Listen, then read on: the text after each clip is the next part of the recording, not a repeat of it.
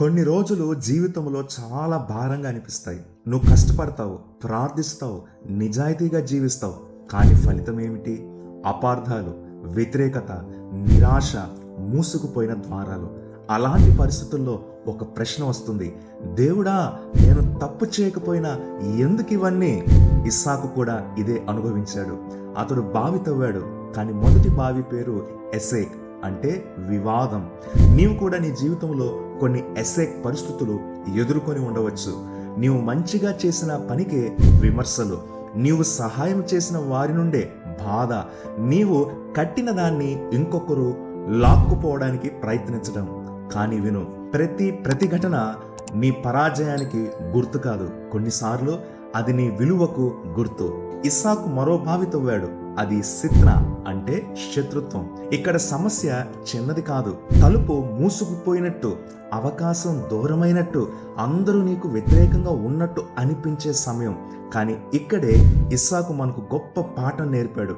అతడు తన శాంతిని కాపాడుకున్నాడు. ప్రతిసారి నిరూపించుకోవడానికి ప్రయత్నించలేదు, ప్రతి విమర్శకు సమాధానం ఇవ్వలేదు, ప్రతి యుద్ధంలో దిగలేదు. ఎందుకంటే నీ గమ్యం పెద్దదైతే ప్రతి గొడవకు నీ సమయం ఉండదు. విను నా స్నేహితుడా, నువ్వు కోల్పోయిందంతా నీ అంతం కాదు. ఎవరైనా నిన్ను తిరస్కరించారా? ఆగిపోవద్దు. ఒక అవకాశం మూసుకుపోయిందా? ఆగిపోవద్దు. నీ శ్రమకు గుర్తింపు రాలేదా? ఆగిపోవద్దు. ఎందుకంటే ఇస్సాకు కథ ఇంకా ముగియలేదు. మూడవ బావి వచ్చింది, రెహబోత్. హల్లెలూయా! రెహబోత్ అంటే దేవుడు విశాల స్థలం కలగజేసిన చోటు. ఇక్కడ పోరాటం లేదు, ఇక్కడ ఒత్తిడి లేదు. ఇక్కడ దేవుడు చెప్తున్నాడు, ఇది నీకు సిద్ధం చేసిన స్థలం. విను, నువ్వు బలవంతంగా తెరవాల్సిన తలుపు కాదు అది. దేవుడు తెరిచే తలుపు. నువ్వు లాగి పొందాల్సిన ఆశీర్వాదం కాదు, దేవుడు సమయానికి ఇచ్చే ఆశీర్వాదం. కానీ కథ అక్కడితో ముగియదు. ఇస్సాకు చివరకు చేరింది బేర్షెబా. ఇక్కడ దేవుడు చెప్పిన మాట ఏమిటో తెలుసా? భయపడకు, నేను నీతో ఉన్నాను.